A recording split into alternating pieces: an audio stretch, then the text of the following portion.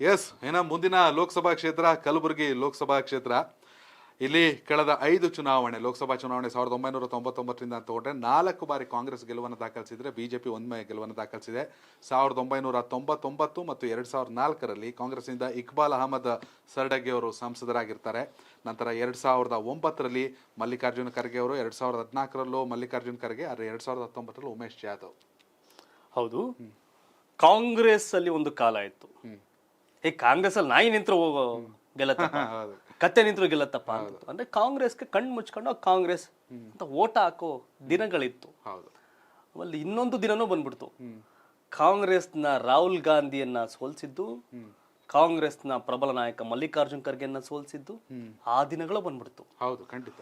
ಒಂದು ಪಕ್ಷದಲ್ಲಿ ನಾಯಿ ನಿಂತರು ಗೆಲ್ಲತ್ತೆ, ಕತ್ತೆ ನಿಂತರು ಗೆಲ್ಲತ್ತೆ ಅನ್ನುವಂತ ಪಕ್ಷದಲ್ಲಿ ಆ ಪಕ್ಷದ ಟಾಪ್ 1, 2ನೇ ಸೋಲ್ತಾರೆ ಅನ್ನೋ ದಿನಗಳನ್ನು ಕೂಡ ತಂದ್ಬಿಟ್ರು. ಅದು ನರೇಂದ್ರ ಮೋದಿ. ಹೌದು, ಇಕ್ಬಾಲ್ ಅಹಮದ್ ಸರ್ಡಗಿ ಜನರಲ್ಲಿದ್ದಾಗ ಗೆಲ್ತಾ ಇದ್ರು, ಮೀಸಲಾದಾಗ ಖರ್ಗೆ ಅವ್ರು ನಿಂತ್ಕೊಂಡು ಚುನಾವಣೆ ಗೆದ್ರು. ರಾಜ್ಯ ರಾಜಕಾರಣದ ಮುಖ್ಯಮಂತ್ರಿ ಆಗ್ಬೇಕಾದಂತ ವ್ಯಕ್ತಿ. ಖಂಡಿತ. ಧರ್ಮಸಿಂಗ್ ಮುಖ್ಯಮಂತ್ರಿ ಆಗೋದ್ರು ಇವ್ರ ದೋಸ್ತು. ಖರ್ಗೆ ಮುಖ್ಯಮಂತ್ರಿ ಆಗ್ಲಿಲ್ಲ. ಖರ್ಗೆ ಮುಖ್ಯಮಂತ್ರಿಗೆ ಒಂದಷ್ಟು ಅಡೆತಡೆಗಳು ಬಂತು. ಪಾಪ ಖರ್ಗೆ ಮುಖ್ಯಮಂತ್ರಿ ಆಗ್ಬೇಕಾಗಿತ್ತು, ಆಗ್ಲಿಲ್ಲ. 9ರಲ್ಲಿ ಗೆದ್ರು. ಕೇಂದ್ರ ರೈಲ್ವೆ ಒಳ್ಳೊಳ್ಳೆ ಖಾತೆಗಳನ್ನ ನಿರ್ವಹಣೆ ಮಾಡಿದ್ರು, ರೈಲ್ವೆ ಖಾತೆ ಸಮೇತ. ದೊಡ್ಡ ESI ಆಸ್ಪತ್ರೆ ಅನ್ಕೋತೀನಿ ಕಲಬುರಗಿಯಲ್ಲಿ ಕಟ್ಟೋಕೆ ಕಾರಣ ಆದ್ರು. ಬಹಳಷ್ಟು ಕೆಲಸ ಮಾಡಿದ್ರು ಮಲ್ಲಿಕಾರ್ಜುನ್ ಖರ್ಗೆ.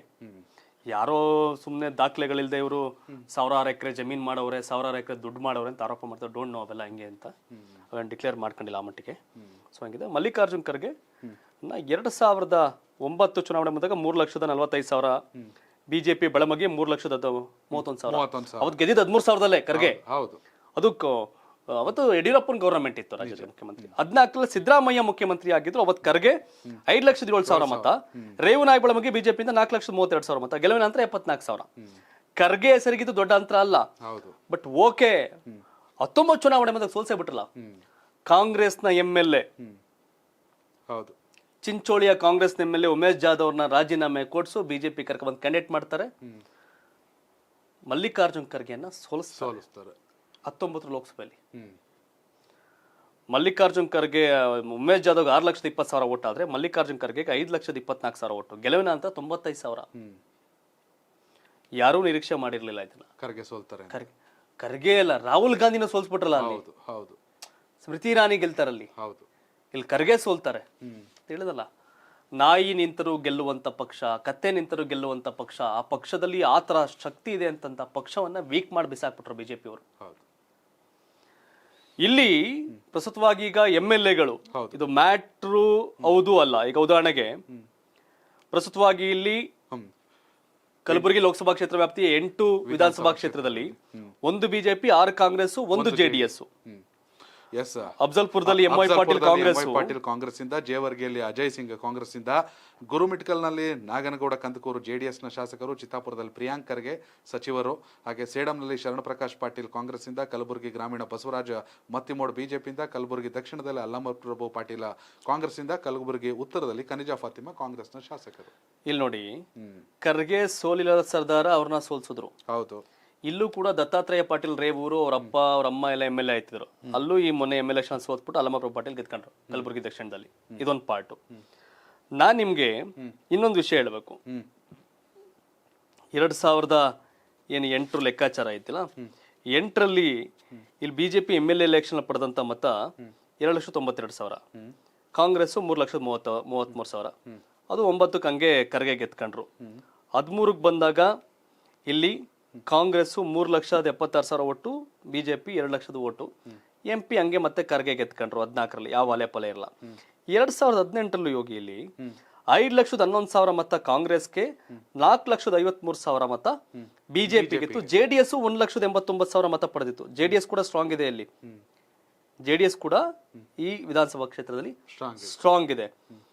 2019 ಪಾರ್ಲಿಮೆಂಟ್ ಬಂದಾಗ ಖರ್ಗೆಗೆ 5,24,000 ಮತಗಳು, ಉಮೇಶ್ ಜಾಧವ್ಗೆ 6 ಲಕ್ಷ ಚಿಲ್ಲರೆ ಮತಗಳಿದೆಯಲ್ಲ, ಅದು ವ್ಯತ್ಯಾಸ ನೋಡಿ. ಉಮೇಶ್ ಜಾಧವ್ ಸ್ಟ್ರಾಂಗ್ ಅಂತ ಅಂದ್ರೆ ಆ ಸಮುದಾಯ, ಬಂಜಾರ ಸಮುದಾಯ, ಲಂಬಾಣಿ ಆ ಸಮುದಾಯ ದೊಡ್ಡ ಮಟ್ಟಕ್ಕೆ ಬಿಜೆಪಿಗೆ ಬೆನ್ನಿಗೆ ನಿಲ್ತು ಇವ ನಮ್ಮವ ಅಂತ ಅಲ್ಲಿ ಚೇಂಜ್ ಓವರ್ ಆಯ್ತು. ಸಮುದಾಯದ ಈಕ್ವೇಶನ್ ಕೆಲಸ ಮಾಡೋದ್ರಲ್ಲಿ ಬಿಜೆಪಿ ಅವ್ರು ಎತ್ತಿದ ಕೈ ಅವೆಲ್ಲ ವರ್ಕೌಟ್ ಮಾಡಿಲಿ RSS ಅವರೆಲ್ಲ ಸೇರಿ ಖರ್ಗೆನ್ ಸೋಲ್ಸಿದ್ರು. ಈ ಬಾರಿ ಬಿಜೆಪಿಯಿಂದ ಉಮೇಶ್ ಜಾಧವ್, ಕಾಂಗ್ರೆಸ್ ಇಂದ ಮಲ್ಲಿಕಾರ್ಜುನ ಖರ್ಗೆ. ಏನೋ ಕೆಲವರು ಸುದ್ದಿ ಮಾಡ್ತಾರೆ ಟಿವಿಗಳಲ್ಲಿ, ಮಲ್ಲಿಕಾರ್ಜುನ್ ಖರ್ಗೆ ನಿಲ್ಲಲ್ವಂತೆ, ಅವ್ರು ಕೋಲಾರ್ಗೆ ಬರ್ತಾರಂತೆ, ಅವ್ರು ದುರ್ಗಕ್ಕೆ ಬರ್ತಾರಂತೆ, ಅವ್ರು ನಗರಕ್ಕೆ ಬರ್ತಾರಂತೆ ಅಂತ. ಇಲ್ಲ, ಖರ್ಗೆ ಎಲ್ಲೂ ಹೋಗಲ್ಲ, ಅಲ್ಲೇ ಕಂಟೆಸ್ಟ್ ಮಾಡ್ತಾರೆ. ಅವ್ರನ್ನೇ ಈಗ INDIA ಅದರ ಮೈತ್ರಿಕೂಟದ ಪ್ರಧಾನಿ ಅಭ್ಯರ್ಥಿ ಎಂದು ಘೋಷಣೆ ಮಾಡಿ ಅಂತ ಒಂದಷ್ಟು ಜನ ಹೇಳ್ತಾರೆ. TMC ಅವರು ಇವರೆಲ್ಲ ಹೇಳ್ತಾ ಇದ್ದಾರೆ. ನೋಡ್ಬೇಕು ಅದೇನು ಘೋಷಣೆ ಆಗತ್ತಾ ಏನು ಅಂತ. ಹಾಗಾಗಿ ಉಮೇಶ್ ಜಾಧವ್ ವರ್ಸಸ್ ಮಲ್ಲಿಕಾರ್ಜುನ್ ಖರ್ಗೆ ಕದನ ಫಿಕ್ಸ್. ಇದುವರೆಗೂ ಆದಂತ 5 ಚುನಾವಣೆಯಲ್ಲಿ 4 ಕಾಂಗ್ರೆಸ್, ಒಂದೇ ಸಾರಿ ಬಿಜೆಪಿ ಗೆದ್ದಿರೋದು. ಅದು ಬಿಜೆಪಿ ಗೆದ್ದಿರೋದು ಅದು 95,000 ಲೀಡಲ್ಲಿ. ಖರ್ಗೆ ಏನು MP ಆಗಿದ್ರಲ್ಲ 9-14 ಆಗ್ಲೂ ಇಷ್ಟು ಅಂತರ ಬಂದಿರಲ್ಲ. 94,000 ಮತಗಳ ಅಂತರದಲ್ಲಿ ಉಮೇಶ್ ಜಾಧವ್ ಗೆದ್ದಿದ್ದಾರೆ. ಇಲ್ಲೇನು ಅಂದ್ರೆ ಈ ನಾಗನಗೌಡ, ಶರಣ್ಗೌಡ ಕಂದಕ್ಕೂರು ಇದರಲ್ಲ, ಶರಣ್ಗೌಡ ಕಂದಕ್ಕೂರು MLA JDS ಅವರು ಸ್ವಲ್ಪ ಕಾಂಗ್ರೆಸ್ ಕಡೆ ವಾಲ್ತಾ ಇರಂಗಿದೆ. JDS ಬಿಜೆಪಿ ಮೈತ್ರಿ ಆಗಿದೆ, ಆದ್ರೆ JDS ಒಟ್ಟು ಅಷ್ಟು ಸ್ವಿಚ್ ಓವರ್ ಆಗುತ್ತೆ ಅನ್ನೋದ್ರ ಮೇಲೆ ಡಿಪೆಂಡ್ ಆಗುತ್ತೆ.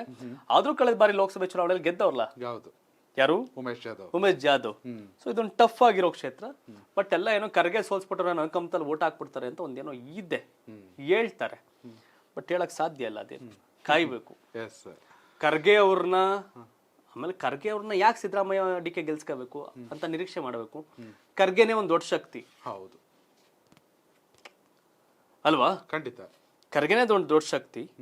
ನೋಡ್ಬೇಕು, ಉಮೇಶ್ ಜಾಧವ್ ಕೂಡ ಶಕ್ತಿ, ಗೆದ್ದವರಲ್ಲ, ಗೆದ್ದು ತೋರ್ಸವ್ರೆ, ಗೆದ್ದು ಪ್ರೂವ್ ಮಾಡಿ. ಹಾಗಾಗಿ ನಿಮ್ ಪ್ರಕಾರ ಕಲಬುರಗಿ ಮೀಸಲು ಕ್ಷೇತ್ರದಲ್ಲಿ 2024ಕ್ಕೆ ಯಾರು ಗೆಲ್ತಾರೆ? ಮಲ್ಲಿಕಾರ್ಜುನ್ ಖರ್ಗೆ ಅವರ, ಉಮೇಶ್ ಜಾಧವ್ ಅವರ? ಹಾಗೆ ಪ್ರಧಾನಿ ಯಾರಾಗ್ತಾರೆ? ನರೇಂದ್ರ ಮೋದಿ ಅವರ, ರಾಹುಲ್ ಗಾಂಧಿ ಅವರ, ಅಥವಾ ಮಲ್ಲಿಕಾರ್ಜುನ ಖರ್ಗೆ ಅವ್ರ ಕ್ಷೇತ್ರದಲ್ಲ? ಅವ್ರ ಹೆಸರು ಫಸ್ಟ್ ಹೇಳಿ. ಹೌದು, ಅವ್ರ ಹೆಸರು ಫಸ್ಟ್. ಪ್ರಧಾನಿ ಮೋದಿ ಅವರ ಅಥವಾ ಮಲ್ಲಿಕಾರ್ಜುನ ಖರ್ಗೆ ಅವರ? ನಿಮ್ಮ ಅಭಿಪ್ರಾಯವನ್ನ ಕಾಮೆಂಟ್ ಮಾಡಿ ತಿಳಿಸಿ. ಇನ್ನು ಮುಂದಿನ ಕ್ಷೇತ್ರ